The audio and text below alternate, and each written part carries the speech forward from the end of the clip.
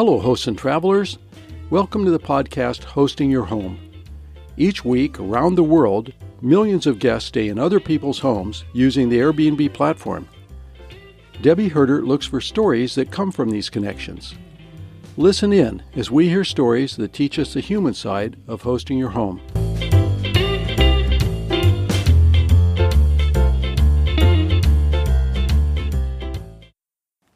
Hi, everyone, and welcome to the Hosting Your Home podcast. I'm Debbie, and this is the second episode in our Hosts of Color series. My intention in hosting these interviews is to help to raise the consciousness of hosts everywhere regarding white privilege. Because of the demonstrations in the Portland area, I've realized that these conversations need to happen. I am very grateful to the hosts who have agreed to talk with me. C.L. Reed is a warm and charming host based in Riverside, California. She manages properties in Palm Springs, the Riverside area, and soon in North Carolina and Florida. She's a person of color, a single mom, and a really great lady. We talk about Instant Book, names, hospitality, entitlement, and single women travelers. I hope you'll enjoy this conversation and have some takeaways for yourself. Okay, so I want to start our podcast by thanking you, CL, for being willing to do this with me. I think that around the world, people know that Portland has been a focal point, a center of demonstrations and support for the Black Lives Matter movement, and I believe that it's helping to wake many of us up to our own lack of understanding, to put it mildly. And I am one of those people. And my intention in this podcast series is to help us understand what it's like for being a person of color in this industry, in the short-term rental industry. And if we can do anything to help raise our consciousness and make the world a better place for travelers and for hosts, that's my intention. So I really appreciate you being here and sharing who you are and some of your experiences. And I know this may get to be emotional, and I hope you're willing to just push forward through that with me. Thank you, Debbie. I am so excited that you picked me, of all people, to have this conversation with. So I hope I represent everyone's interest well. Thank you. Black people, brown people, people of color, women, AARP, all of us. Awesome. I hope I represent us all well and that I can provide insight as I see it. I don't know everything. I can't represent anyone except myself as an overall, but I hope I can bring something to the table. So thank you for having me. Understood. Let's start with who you are, where you are, and a little bit about your business. Maybe a little bit about your background, where you are in the world, how you got into the industry. Okay. So let me see if I can give you a short version. I've always been involved in real estate in one way or another. I've owned properties. I've been a landlord. I've sold properties. Rental properties. I've always had people, if not relatives, renters in my home. I was a single mother of one child. And so to make ends meet, you do what you have to do. And if renting out a room helped meet those ends, then that's what it did.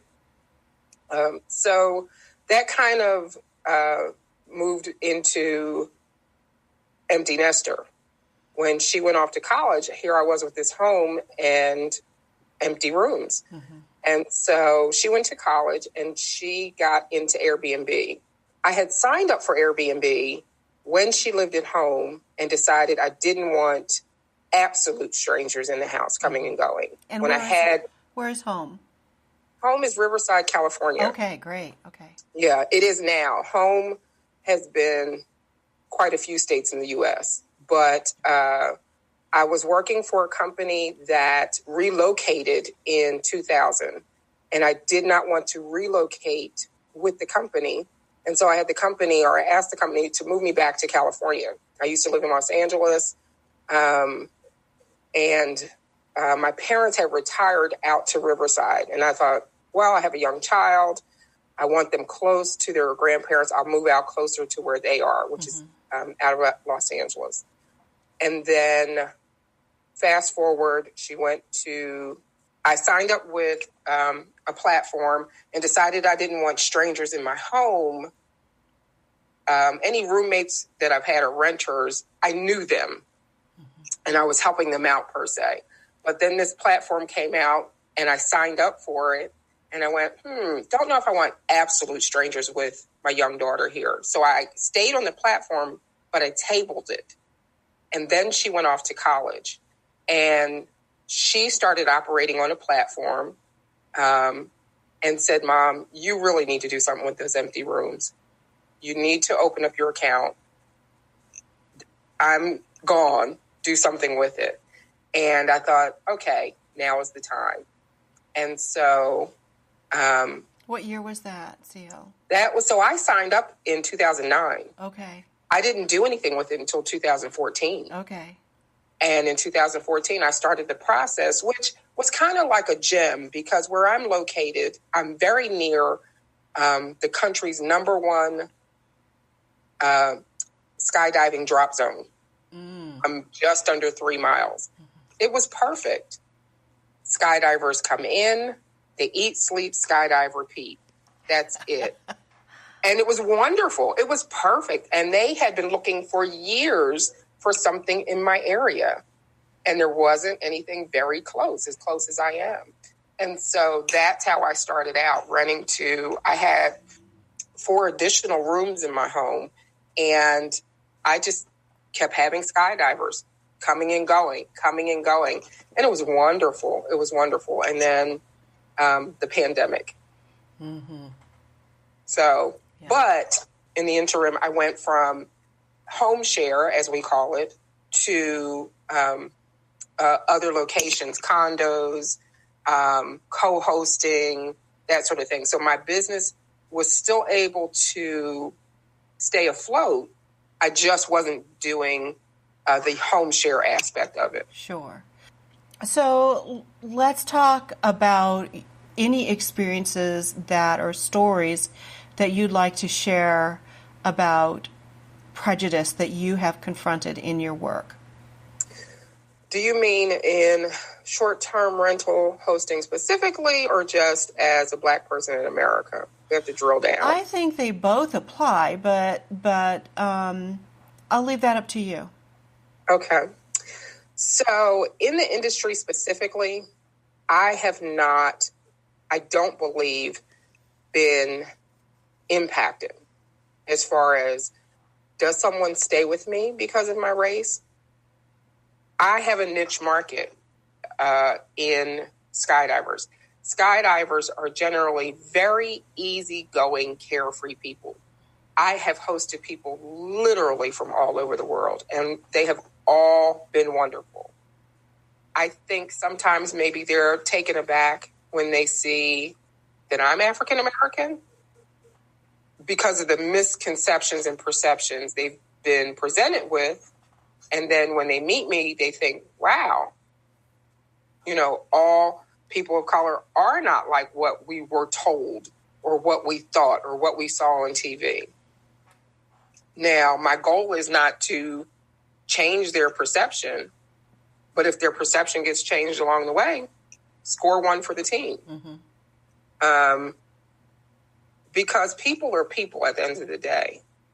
And that's how I look at it. If something happens to me because I've had people, cut in front of me in line. I've had people, if I'm standing next to a Caucasian person at a counter to be assisted, they'll look at us both and go to the Caucasian person on an assumption of what? But I try not to see it as race. I try to go, that's that person. That's their perception. If I have somebody scream at me in the parking lot or say something in a store, I go, what's happened in that person's background that has caused them to just lose it today. Good. Maybe they didn't take their meds today. I try not to associate it immediately with race until you say something unkind that definitely says this is a racial issue. And then I still wonder what's happened in your lifetime that made you respond that way to me because I have a different complexion, or that I'm a woman, or that I'm 56, or what? What is it? And so I try and look at it from that perspective. You can't always. Sometimes it is what it is. And you have to deal with it at that level. You mentioned co-hosting. I'm assuming that you have your properties on Airbnb. Yes. And I didn't want to plug any particular platforms, so I was just leaving that evasive. But I'm on several platforms. Yes, okay, Airbnb so is one of them. more than Airbnb. Okay, good. The reason that I brought up Airbnb specifically is because they have had issues, with prejudicial behavior, both on the host side and, on the guest side. How do you feel about the way they've handled that? How do I feel about the way the platform has handled it, or the way that hosts have handled it? Yeah, the way the platform has handled it. Do you feel safe using the platform, and do you feel like they have a responsibility to educate travelers?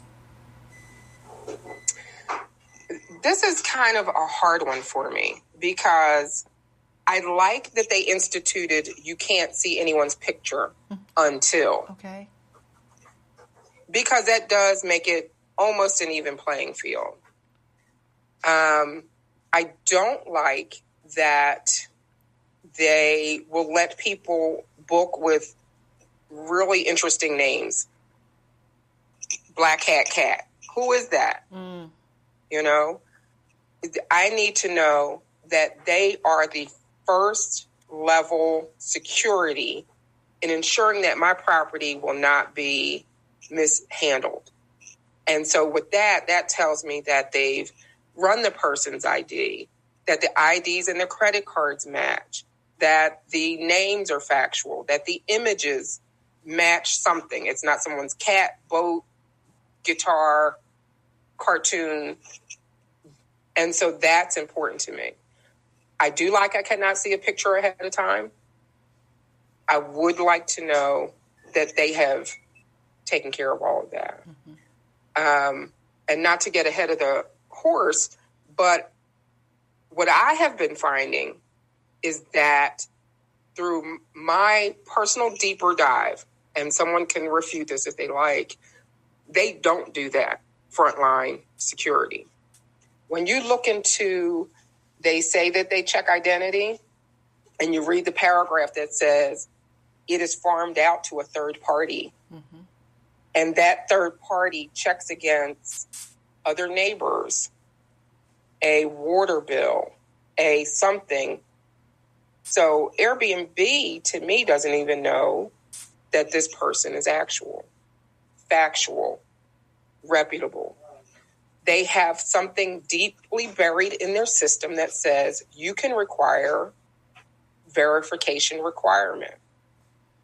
When you go and select that, first, you must verify yourself, which any good host would do without hesitation. Then you can request that guests be verified. It's hard for you to find that option, though. I want people to know to go to help, go to can I ask that a guest be verified, and choose that. Yes. Click that link that says verification required. That, from my understanding of what I've read, does require a government ID be presented. Not just that third-party option of, we sort of kind of verified that person. Yeah, I think that is available only to people on Instant Book. I do not have Instant Book. I've taken it off. Yeah, me too. Right. So you can get the verification required. You just have to go find it. It's very deep in the system. Right, again, go to help and look up the question, can I require a guest to be verified? Click that.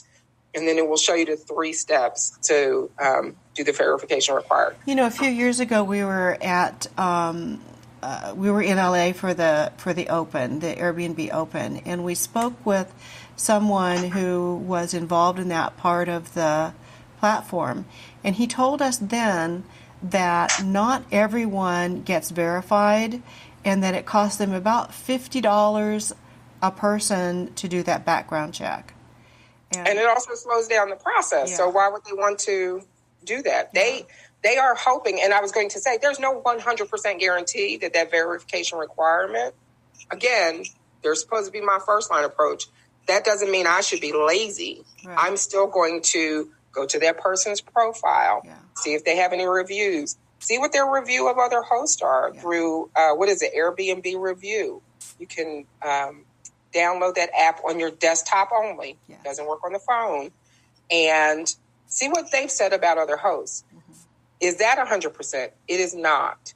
I've read that some hosts, check out people's Facebook, check out people's social media. I don't take that next step. Mm-hmm.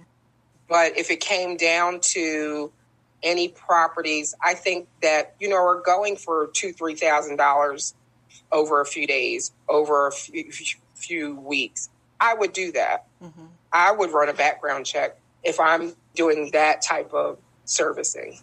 Do you have your picture on your listing sites? I do. Okay. Yes. And as I said, I don't know that it has stopped anyone from staying with me because they see that I'm Black. I don't want to flippantly say I don't care, but I don't care. If you see that I'm Black and that concerns you and you don't want to stay, you've missed out on a great stay. You've missed out on home-baked cookies. You've missed out on, feeling as though you're welcome here. And I can't change that for you. So I don't believe that it's caused anyone not to stay with me. And then specifically in the skydiving community, it's a small but large community. A lot of my business is word of mouth because they're like, oh, you've got to stay there. She'll treat you like mom. You got to stay. So, again, I've had people from so many countries who I think at their base root have no racial issues. Mm-hmm. Well, otherwise they wouldn't have booked with you, right? Exactly. So that's the good part about the host picture being out there is that you automatically filter to other people. That's not possible when you are accepting people who have a picture of their dog or cat. Exactly. Or a funny name. So. Exactly. Yeah. Which I think, again, I'm glad I don't see pictures because for me, my prejudice is if you look like you follow a 70s rock star and, you've got the tongue sticking out and the 2 fingers in there. I'm like, oh, are they going to party at my place like that? Well, that might have been their Halloween costume, but so, no, I'm glad I don't see pictures. Now, do you, while we're on this topic, just real briefly, do you qualify, do you educate the guests that come to you that obviously are not following the quote, air quote, rules? What do you mean, do I educate? Well, so do you feel like you are getting a different kind of traveler right now? I do, only because, again, in my place and the other places that I'm dealing with in my home, when I say my place, I mean my home share. Mm-hmm. And in other places, we were getting international travelers. We were getting snowbirds, particularly in Palm Springs. We were getting Canadians. And so now all of that's off the table and we're getting locals. Whereas before I would not book a local in any of my locations if their city was within 2 hours, because that meant to me generally, especially if they were trying to do one night, they really had to let me know they were staying this one night because they were hot air ballooning in the morning, and that starts at like 5 a.m., kind of thing. Or they were taking a flight, and this was a layover in my other locations. Mm-hmm. But generally, one nights meant, because of where we're located, hookups. Oh. And hookups are just too expensive for me. hookups and party night. We're going to come to your place and party because we can't party at my place. So we did not normally do locals. Yeah. With the pandemic, it has become necessary for us to do locals because they're now feeding the kitty. And these are still, so if you consider, if you know anything about Los Angeles, and it's about 2 hours, depending on traffic, from Los Angeles to, say, Palm Springs. They want a getaway. Yeah. They've been cooped up, tied up. There's things to do in Palm Springs you can't do in Los Angeles. It's, my places are by the pool. It's a nice retreat. So we do take the locals now. Mm-hmm. But we will not do one night. We will not do 2 nights on the weekend. We will not, I thoroughly check. I don't do Instant Book. I took it off of all my properties because I did start out with Instant Book. I rode that rail and I got off at the next exit. Mm-hmm. Instant Book is great for some locations. You just have to know what works for your listing, your area. Why are people the draw? And Instant Book doesn't work for us. The reason for my question is because I have heard, read, and talked with people who feel like we have a new breed of travelers right now.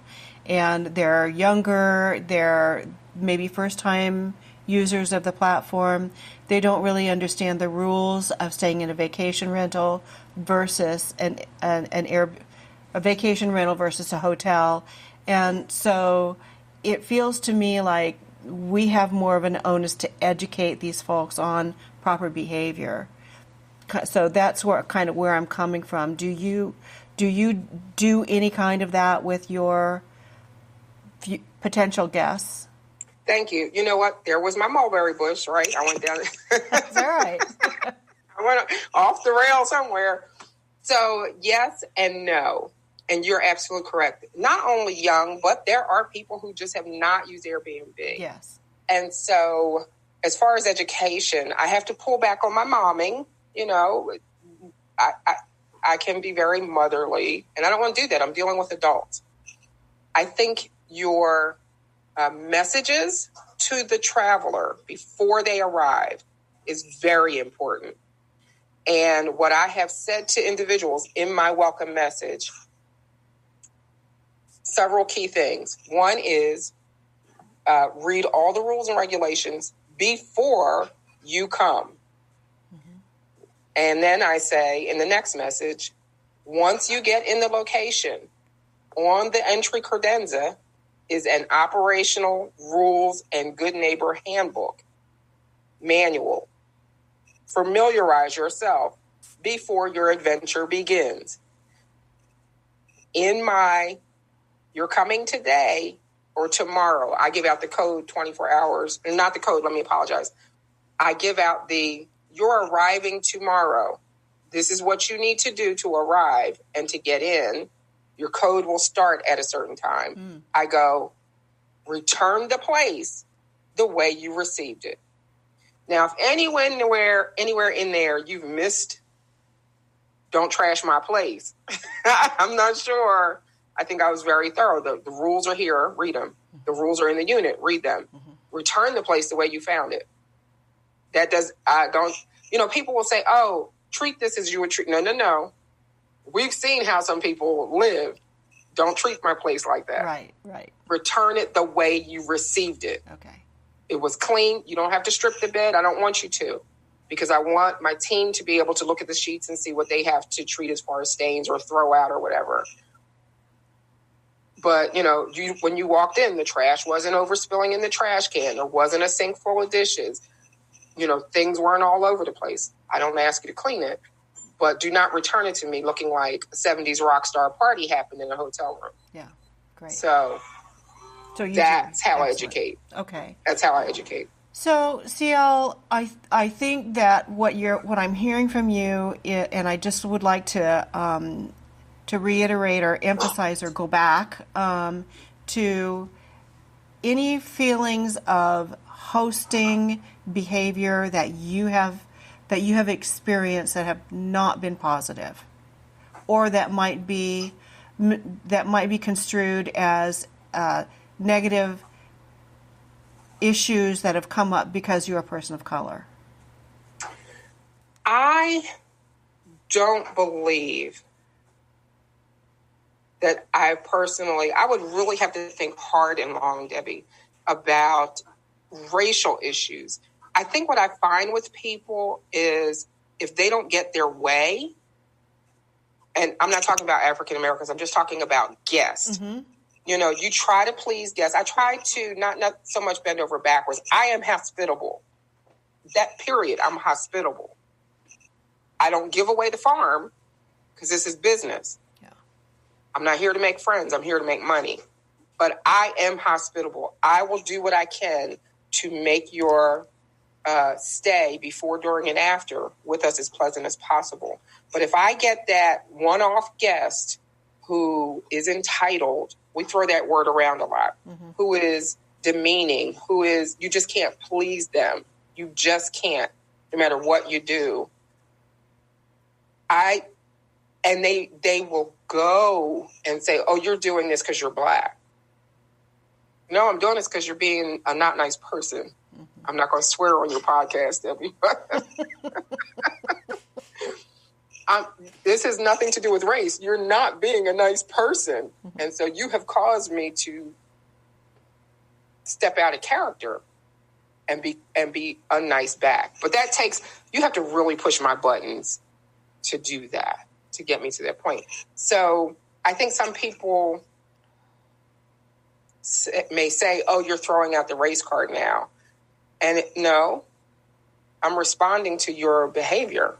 Excellent. Because the important thing is that you are validated and that you're not feeling discriminated against. And mm-hmm. That's fantastic news. Mm-hmm. I'm really happy to hear that. Yeah. I've not experienced that yet, but I'm also operating in different circles, different locations.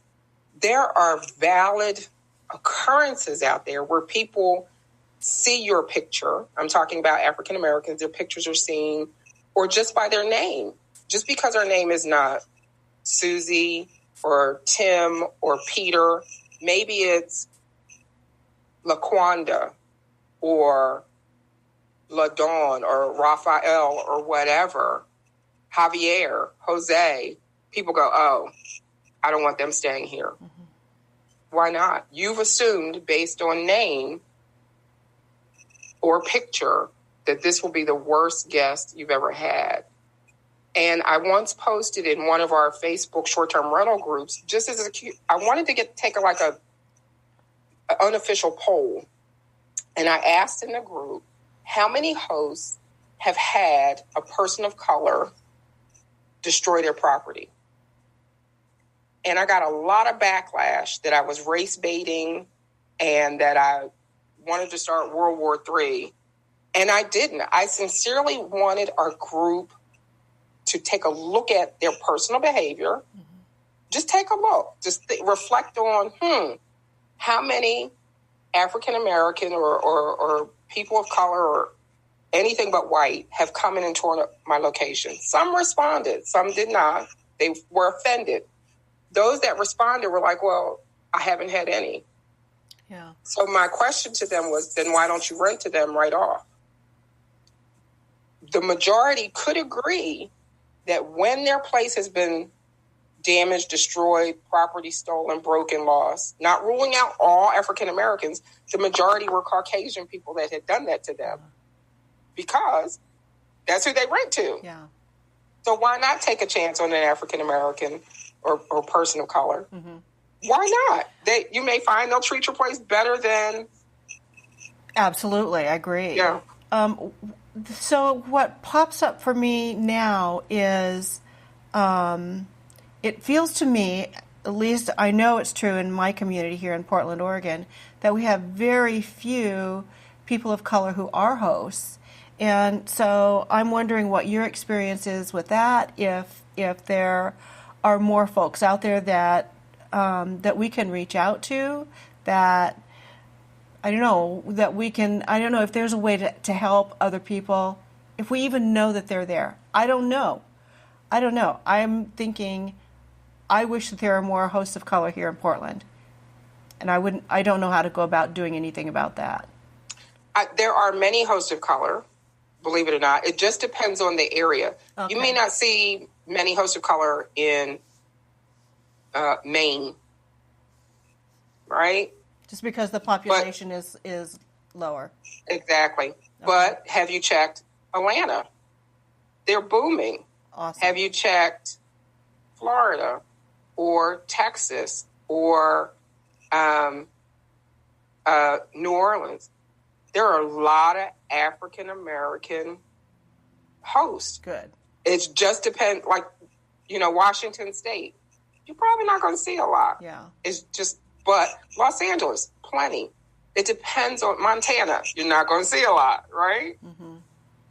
We live there, but when you look at the numbers overall, you may only see a small percentage who are hosts. Okay.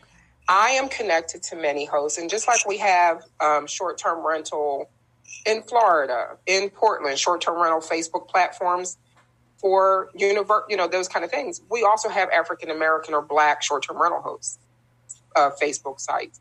But because you're not in them, I don't know they exist. Yeah. You don't know they exist. Exactly. Mm-hmm. And so that's where you and I have these conversations, and you and I bridge the gap. And I go, African-American circle or people of color circle, Debbie's doing this podcast. Debbie's in Portland. Are you in the Portland area? Get in Debbie's Facebook groups, that kind of thing. Yeah. So it's just a matter of communicating, networking, which is my favorite thing to do, and sharing that information. So if you suddenly see a boom in your Facebook groups in Portland, that'd be awesome. Because I told them, go check out Debbie. Yeah. But yes. Okay. Now, so I think we've done a good job on the hosting piece of this. I would also like to ask you about your own traveling experience. Do you do anything that helps to make you feel safer or more protected when you travel and you choose a vacation rental? Do you mean as a woman, as a Black person, as a what? How about as a Black woman? How about as a woman? All right, let's go there first. Yes, I take many precautions as a woman. And a lot of them are secondhand to me. You go in the room and you do a sweep and you leave the door open, and what do the keys look like, and what does the key code look like? What does the location look like? Is it well lit? Who else is staying in the location? What are the accesses to the location? That sort of thing. So I take those necessary precautions. Do I know anyone in the area? Do I know where the hospitals are? Where's the emergency area? What are the hallways? Well, all of that is an immediate for me. Wow. All of it. It's just, I've been ingrained. I've taken training. It's just what I do. Wow. Do you stay in home shares as well? Or I have. Okay. I have, pardon me.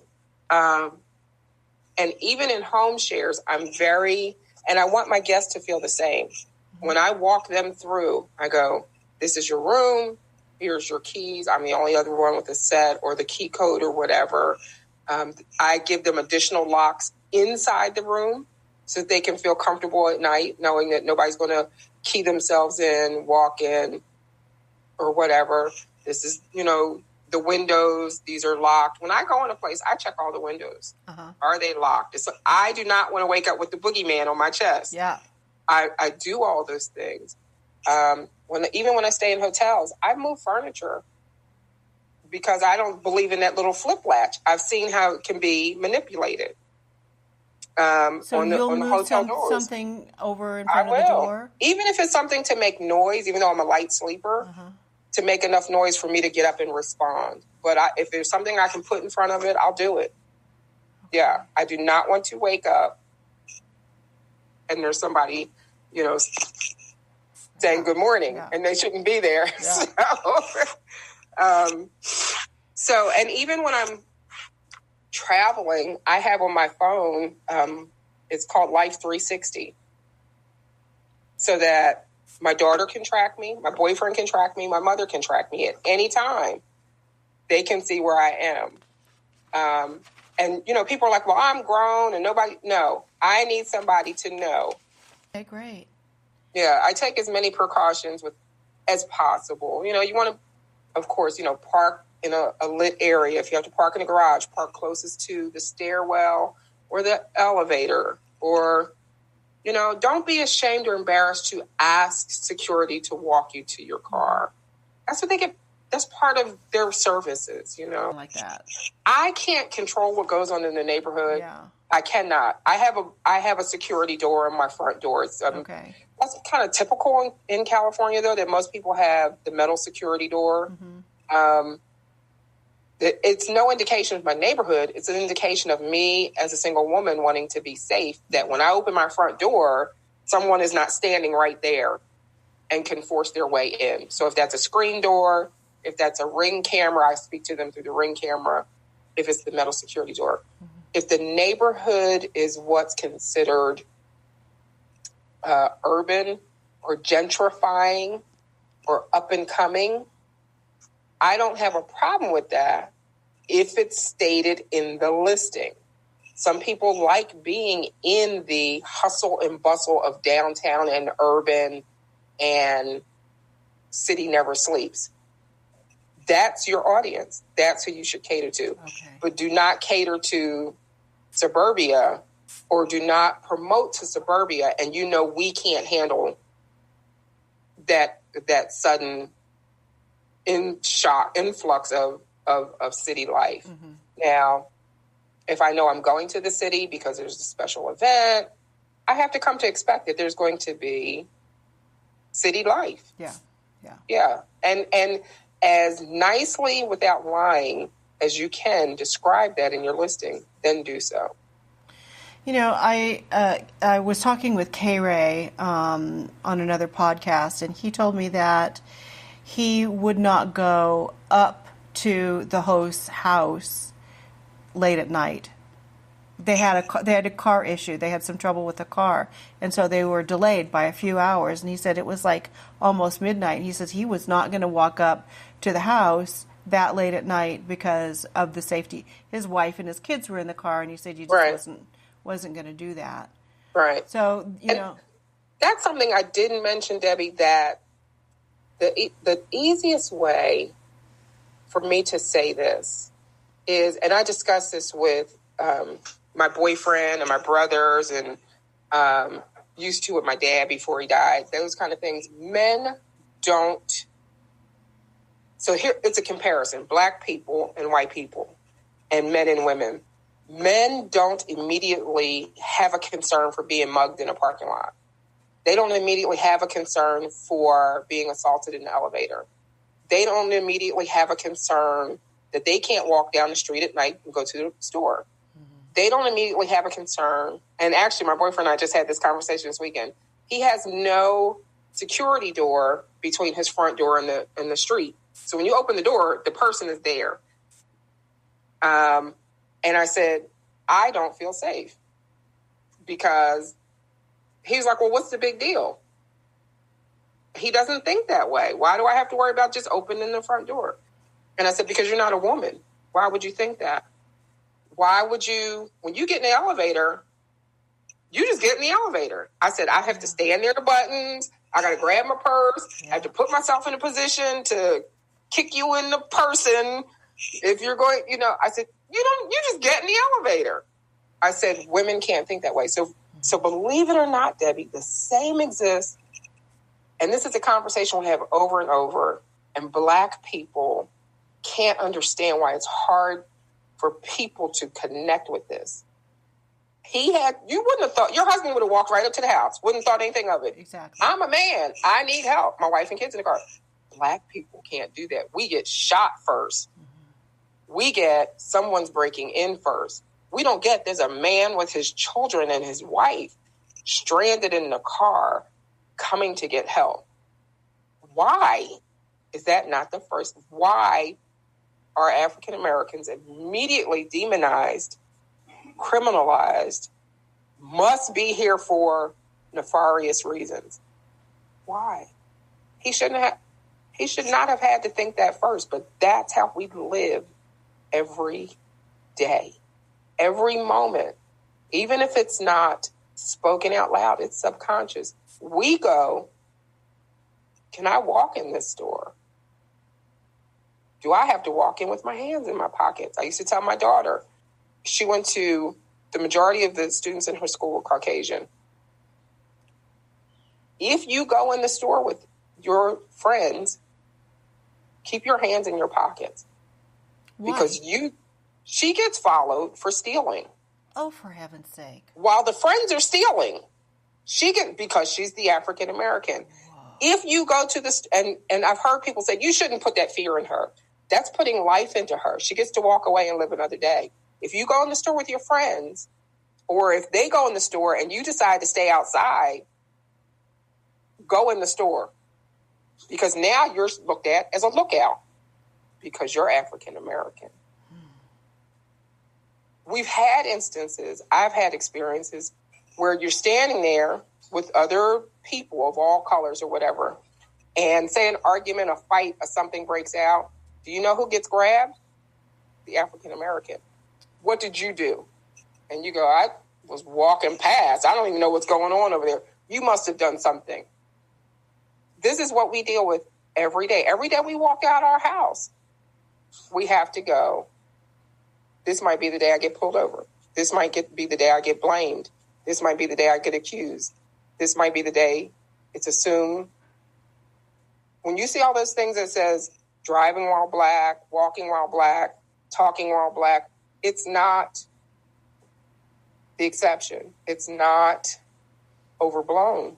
It's our everyday experiences. And when you say you're white privilege, when we're talking about white privilege, you've never had that. No. You can't relate to it. And as most human beings, not just black, white, other, if you've not had it happen to you, it doesn't exist. Or I have to say that is part of my waking up process right now. There was a Travel Portland video done by some of the top hoteliers in the city. There were four people of color who talked about their life experiences. I never realized that this was a walk through life in fear. Daily. It's PTSD. Holy cow. Daily. But it's always in the back of your mind. Yeah. There's a mask. We don't show it, but it's there. We're always ready for, as we say, things to pop off. We're always like, okay, what's going to happen today, or what's going to, and you don't want to live like that. We should not. We should be able to walk around as happy and free. We should be able not to have that, what they call the conversation with our children. I should not have to tell my daughter, keep your hands in your pockets when you walk in the store. Yeah. She should be able to walk in there and twirl a baton. But she can't because she's African American. There are a separate set of rules to govern yourself by, and we shouldn't have to. We're people. We're Americans. We're human. Mm-hmm. Why? And unfortunately, some people are you'll hear people say, well, if they would have just complied. We don't walk away from that and breathe. Still in compliance. Why were we pulled over in the first place? Then there's nothing to comply to.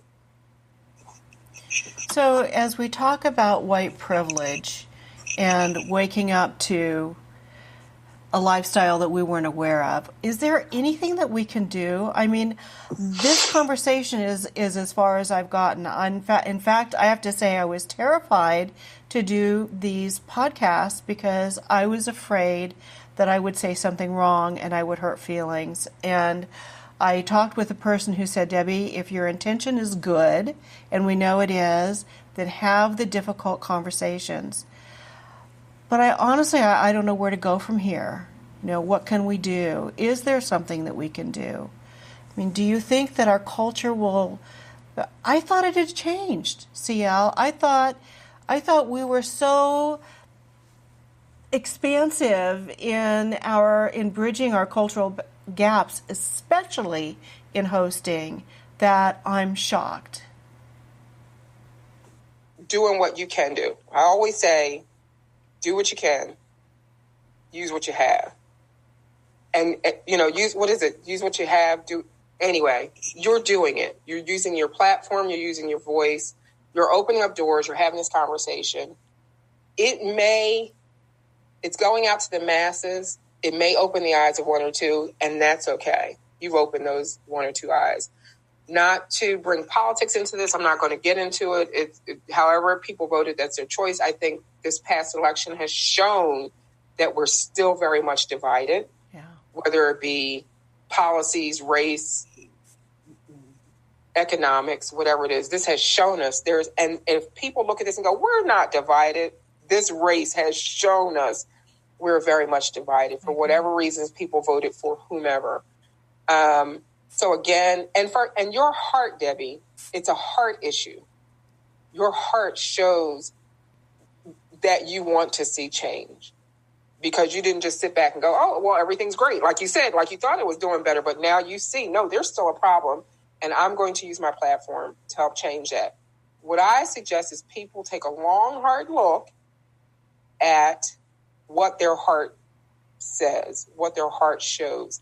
And again, of all the people that have trashed your place, how many of them were people of color? If you can't say one, if you can't say there was 1 out of 3,000, or that there was one, then why not open up your doors to others?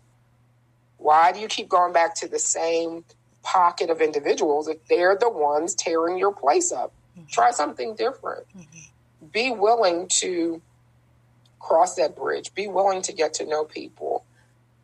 Open your eyes. This, for me, is very important. People often like to associate with those that look like themselves. Mm-hmm. Whether all Black people, you feel comfort in that, or all white people, or all Asian people, or all Latino people, you feel comfortable. I get that. But if you stand in a room, I just honestly want you to stand in a room, Debbie, and go, everybody in this room looks like me. Mm-hmm. Your circle of influence is not big enough. Yes. If everybody in that room, I don't care if it's one other person or 3,000 other people, if the majority of them look like you, there are some bridges you're not crossing. Yeah. Your circle of influence is not big enough. And that's where the work begins. And I agree. Try to be that brave person that walks across the room and introduces yourself to that person of color. Don't worry about what your neighbors think. Don't worry about what other people in the room think, because what also happens is crowd mentality, right? If one person walks across here, guess what's going to happen? Other people are going to see that person is not the boogeyman. And before you know it, you have conversation, you have community, you have networking, you have a partner for life that you would have never met if you didn't take that moment to walk across and just shake that person. Well, say hello, because we can't shake hands right now, but it just takes one. Thank you. That's lovely. I appreciate that. Why they're doing it. What is it in their background, their life, their history, things that have happened to them that's causing them to behave a certain way? Don't just look at that person as being, mean or unkind. And you have to go, yeah, that makes sense. That makes sense. And then you just pause and you try and work around it. CL, I think that you're an extraordinary woman, and I'm really delighted to have this conversation with you. Thank you, CL. Oh, you're welcome. Thank you so much. Thank you. Thank you. Thank you so much, CL Reid. I really appreciate the time and the thoughtfulness of your sharing. These are important topics that need to have some light shined on them. And I learned more about the concerns of solo women travelers, and some of what CL shared rang a remembered bell for me, such as paying attention to where I park after dark and simply getting into an elevator.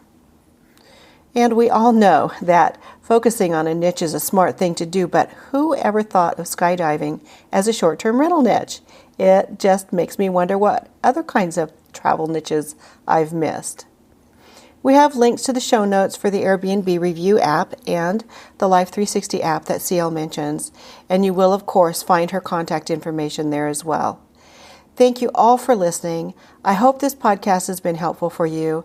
I hope you will join us for the next one in this series, which will be with Anthony Gant, who is the founder of At Ease, a listing platform for military travelers. Please leave your comment or review. We can be found at hostingyourhome.com, on our Facebook page at Hosting Your Home, and of course you can email me at hostingyourhome@gmail.com. My Twitter handle is at Hosting Your Home. If you're interested in our not-for-profit trade association for hosts, please check out Host to Host, that's the number 2, host2host.org. Until next time, stay safe.